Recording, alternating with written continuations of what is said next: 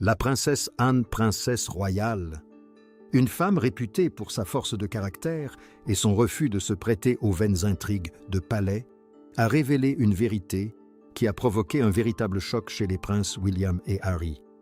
Il ne s'agissait ni d'un message préenregistré, ni d'un communiqué de presse soigneusement préparé. C'était le dernier souhait profondément personnel et presque poignant du roi Charles III. Une requête qui a pris ses deux fils totalement au dépourvu, surgissant au sein d'une famille marquée par des tensions latentes, des distances profondes et inexprimées, et une fracture que beaucoup croyaient irrémédiable. Les paroles du roi prononcées avec la précision chirurgicale de sa sœur Anne ont plongé l'avenir de la monarchie dans une incertitude stupéfaite, tandis que le monde entier observe un roi se battre non seulement pour sa santé, mais aussi pour l'âme de sa dynastie. L'atmosphère, lors de ce sommet inattendu, était tout simplement suffocante. Lorsque le prince Harry arriva à Windsor seul et sans la protection de Meghan Markle, la tension était si palpable que chaque membre du personnel du palais la ressentait. L'absence de Meghan était un silence assourdissant, un message envoyé par-delà l'Atlantique. Les liens qui unissaient autrefois cette famille étaient désormais à bout. Dans les vastes salles résonnantes, le roi Charles avait réuni son cercle restreint, mais il choisit une voie qui rompait avec toutes les traditions royales. D'ordinaire, celui qui guide la famille en temps de crise, le roi, était assis affaibli, son apparence physique reflétant les ravages de ses problèmes de santé. Il ne prit pas la parole. Il confia plutôt le message le plus important de son règne à la princesse Anne. Voir le roi si silencieux fut pour William et Harry un aperçu terrifiant d'un avenir auquel ils n'étaient pas encore prêts à faire face. Anne se tenait devant eux, la posture inflexible, empreinte de devoir. Et lorsqu'elle parla, ces mots transpercèrent le silence pesant comme un couteau brûlant. Il ne s'agissait pas d'une simple réunion de famille. C'était le dévoilement d'une refonte totale de la monarchie, une restructuration si radicale qu'elle annonçait la fin du monde tel qu'il le connaissait. Le prince William, prince de Galles, vit son destin soudainement accéléré. Le calendrier de son accession au trône, qu'il avait prévu de voir s'étaler sur des années, voire des décennies, fut drastiquement raccourci à quelques mois seulement. Le choc se lisait sur son visage, un masque de devoir peinant, à contenir un flot de responsabilités écrasantes. Harry, tel un fantôme dans sa propre maison, restait en retrait ressentant le bouleversement irréversible. Un bref instant, leurs regards se croisèrent, et dans cet instant fugace, un siècle d'histoire commune et de souffrances actuelles s'écoula entre eux. La pièce se vida rapidement dans un brouhaha de discussions feutrées et d'inquiétudes profondes. Le prince Édouard, artisan éternel de la paix, se retrouva pris entre deux feux, au cœur d'une crise familiale qui semblait s'aggraver malgré les efforts du roi pour la surmonter.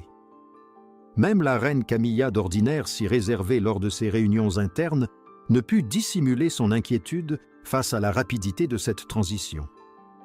Mais il ne s'agissait pas d'un caprice du roi. C'était une manœuvre désespérée et calculée pour assurer sa survie. Charles, au cours de ses longues nuits de réflexion, avait compris que la place de la monarchie dans le monde moderne n'était plus assurée. Face à une chute vertigineuse de sa popularité auprès des jeunes générations et à la montée en puissance du sentiment républicain au sein du Commonwealth, il savait que l'institution devait être repensée, rationalisée et modernisée pour survivre au regard sceptique du XXIe siècle. Le poids de l'histoire pesait sur cette réunion comme un linceul de plomb. Les décisions de Charles avaient été forgées dans le feu de la crise d'abdication de 1936, un moment qui faillit anéantir la couronne. Il avait vu sa mère, la reine Élisabeth II, sacrifier toute son identité au service de l'État, devenant un symbole vivant de continuité, tandis que sa vie personnelle était reléguée au second plan. Charles avait grandi dans cette ombre, témoin de la façon dont le pouvoir pouvait isoler un individu le transformant en statue, tandis que le monde continuait d'avancer. À présent, sa santé déclinant, il était déterminé à ce que William n'hérite pas d'une institution affaiblie par des luttes intestines ou des traditions obsolètes. L'héritier patient était enfin devenu roi, mais il était engagé dans une course contre la montre. Il entreprit de mettre en œuvre des mesures de transparence financière impensables sous le règne de sa mère, d'ouvrir les domaines royaux au public et de transformer des propriétés en logements pour les plus démunis. Il dépouillait le pouvoir de ses fastes pour en révéler toute la pertinence. En coulisses, la transition du pouvoir était déjà bien avancée. William recevait les dossiers officiels du gouvernement et jouait un rôle plus central dans les réunions avec le Premier ministre, s'appropriant peu à peu le poids de la couronne avant même qu'elle ne soit posée sur sa tête. Dans ce contexte de changement rapide, Catherine, princesse de Galles, s'est imposée comme l'arme secrète de la monarchie, un pilier émotionnel que ni Diana ni Meghan n'ont su véritablement incarner. Kate s'est hissée au cœur de la machine royale avec une compétence discrète mais redoutable, tandis que William se préparait au rouage de la royauté. Kate est devenue le trait d'union entre la couronne et le peuple. Ses origines bourgeoises, jadis utilisées contre elle par des courtisans élitistes, étaient devenues son plus grand atout, lui permettant de nouer un lien authentique avec le public, loin des conventions aristocratiques. Elle a géré les scandales publics et les trahisons privées avec un silence digne qui lui a valu le respect même des diplomates les plus endurcis. Au sein du palais, son influence s'est accrue. Lorsque Charles Chick a commencé à solliciter ses conseils sur les affaires familiales, reconnaissant en elle la stabilité et le discernement qui avaient fait défaut au mariage Windsor du passé.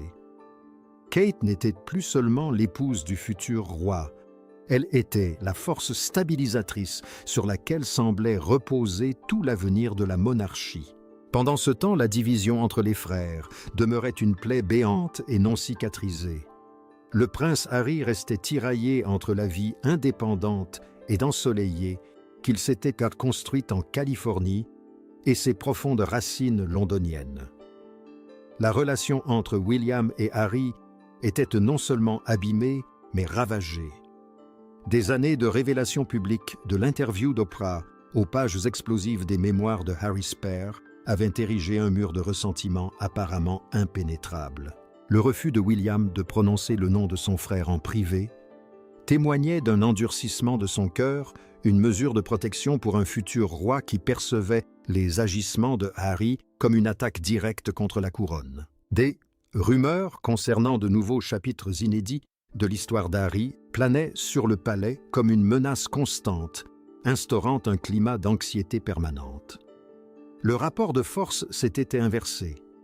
Harry ne pouvait plus compter sur la compassion de son père.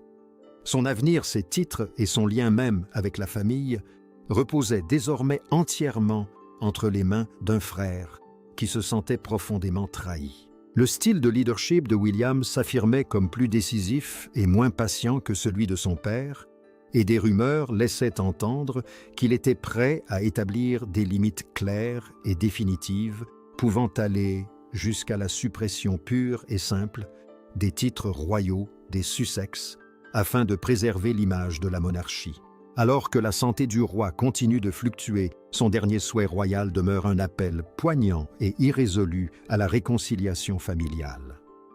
Selon ses proches, Charles passe ses moments les plus intimes à contempler de vieilles photographies aspirant à une réconciliation qui permettrait à ses fils de retrouver un terrain d'entente. Il ne souhaitait pas que Harry reprenne pleinement ses fonctions officielles, mais il ne pouvait supporter l'idée d'une rupture définitive et irrémédiable. Il a maintenu des contacts discrets par l'intermédiaire d'intermédiaires désireux de laisser derrière lui une famille qui ne soit pas complètement brisée. Le message transmis par la princesse Anne était un appel au devoir, un défi lancé à William, concilier les impératifs de l'institution et les liens fraternels. Alors que William se prépare à accéder au trône, le monde s'interroge. Respectera-t-il le souhait de son père d'une ouverture, Ou fermera-t-il définitivement la porte franchie par Harry il y a des années? Il s'agit de bien plus qu'une simple querelle familiale. C'est une bataille pour l'identité de la monarchie britannique à l'ère du numérique, où chaque geste est analysé et chaque silence interprété comme une prise de position. La monarchie moderne telle que Charles l'envisage est une entité épurée, ciblée et pragmatique. C'est une institution qui ne repose plus sur le mystère de la couronne, mais sur son utilité et sa responsabilité. Charles a été le roi le plus novateur du siècle, non par choix, mais par nécessité. Il a compris que l'ère de la reine Élisabeth et de son attitude tacite de ne jamais se plaindre ni s'expliquer était révolue. À l'ère des réseaux sociaux et de l'information en continu, la monarchie se devait de s'exprimer par ses actes et sa transparence. Le roi a mis en place des comités de communication sur les réseaux sociaux et modernisé les relations de la famille royale avec la presse, tentant de reprendre le contrôle d'un discours violemment détourné par les événements des années précédentes. Mais cette modernisation a un prix. Elle exige une discipline et une unité dont la famille royale est actuellement dépourvue. L'absence de Harry et Meghan, les problèmes de santé du roi et de la princesse de Galles et la montée du républicanisme ont créé une situation de grande vulnérabilité. Le sommet de Windsor fut l'apogée de ces tensions. La princesse Anne, au milieu de ses neveux en conflit, incarnait la dernière tentative de la vieille garde pour maintenir l'unité. Elle transmit le souhait de Charles par devoir, mais son ton direct et pragmatique laissait transparaître qu'elle était consciente de la difficulté de la tâche. La monarchie peut promulguer des décrets et organiser des banquets d'État, mais elle ne peut guérir un cœur brisé, ni restaurer une confiance trahie. Alors que William s'apprête à accéder au pouvoir, un choix crucial se dessine pour son règne. Sera-t-il un roi de la réconciliation ou un roi de la nouvelle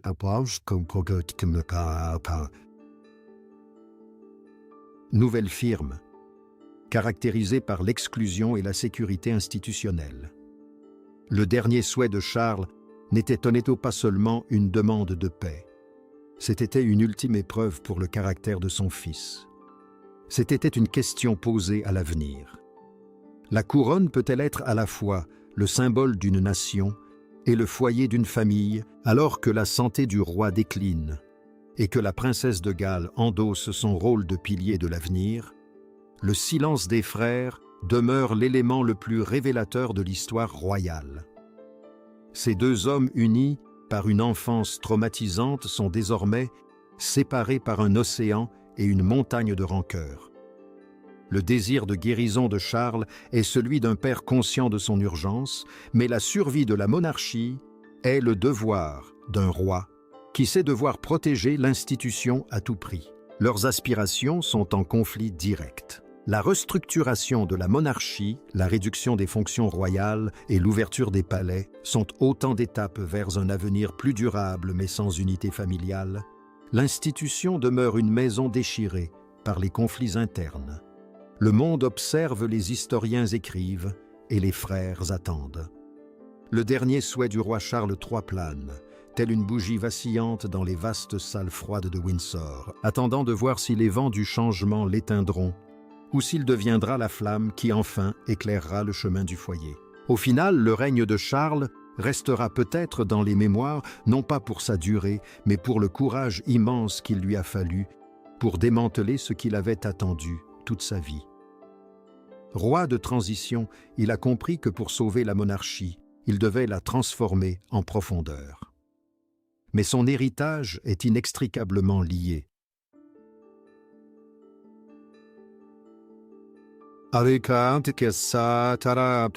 à la relation entre ses fils.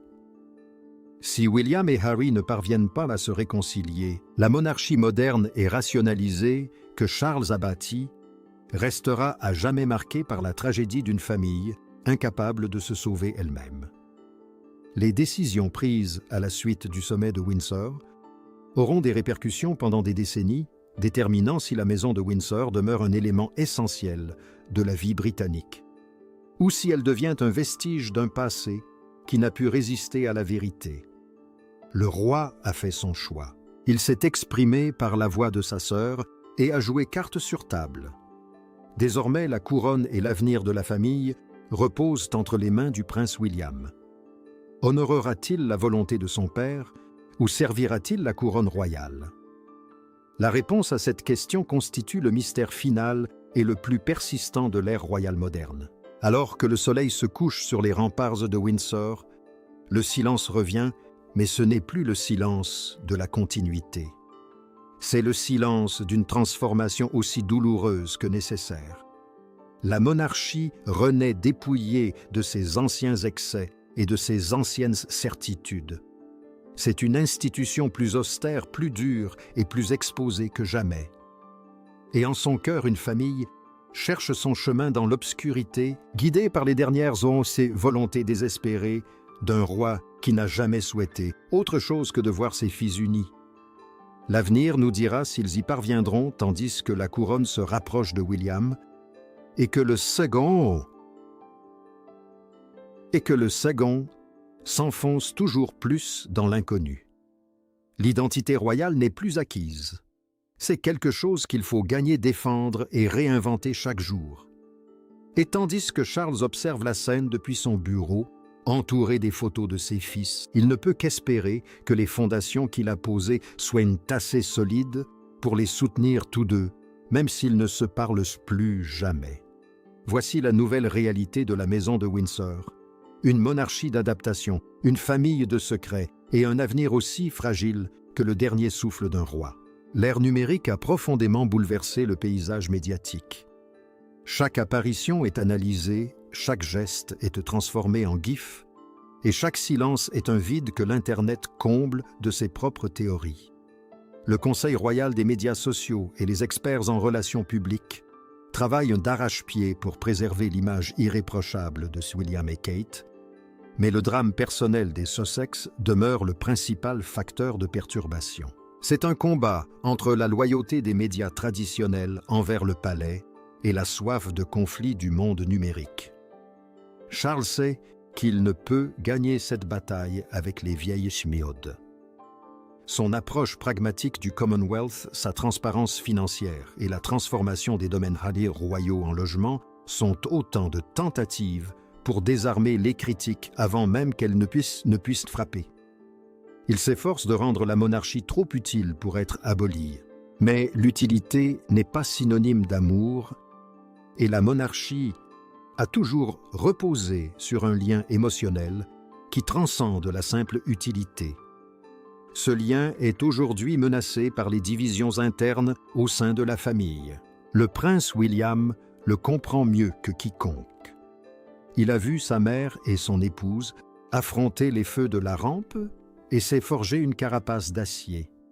C'est un homme moderne qui comprend le pouvoir, mais aussi un fils qui n'oublie pas la douleur. Sa décision concernant Harry ne sera pas motivée par la malice, mais par une analyse réfléchie des besoins de la couronne pour assurer sa pérennité. S'il estime qu'une réconciliation menace l'institution, il choisira toujours l'institution. C'est le fardeau de la royauté auquel Charles tente de le préparer.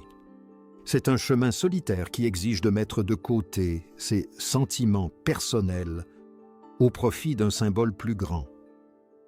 À mesure que William se rapproche du trône, le Fils d'or se transforme en roi décisif, un homme qui sait que certaines blessures sont le prix d'un héritage. Le dernier souhait du roi est un beau sentiment, mais face aux exigences implacables du devoir royal, il se pourrait bien que ce soit la seule chose que William ne puisse se permettre d'exaucer. La monarchie se trouve à la croisée des chemins, et la voie qu'elle empruntera dépendra de la solidité des liens qui subsistent.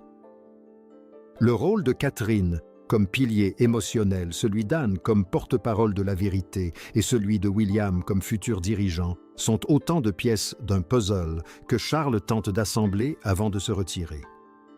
Il souhaite léguer un système qui fonctionne même si la famille royale est déchirée. Mais comme l'histoire l'a démontré, la couronne et la famille sont indissociables. L'une ne va pas sans l'autre. Le dernier souhait du roi nous rappelle que même les hommes les plus puissants sont au fond des pères qui aspirent à la paix pour leurs enfants. Et tandis que le monde attend la réponse de William, il nous est rappelé que le devoir royal le plus important n'est pas envers l'État, mais envers le peuple que nous aimons. La capacité de William à concilier ces deux devoirs est la question fondamentale de sa vie et de son règne. Le sommet est terminé, le message a été transmis, et le poids de l'avenir repose désormais sur les épaules de celui qui aspire à devenir roi. Alors que s'achève cette exploration du moment le plus intime et transformateur de la monarchie, nous sommes saisis par la profonde fragilité du pouvoir. La maison de Windsor est une demeure de verre illuminée par les feux du monde et maintenue unie par la volonté d'un roi dont le temps s'est compté. Le dernier souhait de Charles témoigne de son humanité, mais la réponse de William témoignera de sa royauté. La tension palpable à Windsor ce jour-là ne concernait pas seulement deux frères. Il s'agissait de la survie d'une époque. Et tandis que la vidéo suivante est diffusée et que le monde continue de spéculer, la véritable histoire s'écrira dans les moments de silence entre un père et ses fils, dans les lettres jamais envoyées et dans les mots enfin prononcés dans l'obscurité. La monarchie avance, mais le cœur de la famille demeure attendant une guérison qui ne viendra peut-être jamais. Qu'en pensez-vous? William devrait-il ouvrir la porte, ou la stabilité de leur couronne vaut-elle le prix de l'exil d'un frère? Partagez votre avis.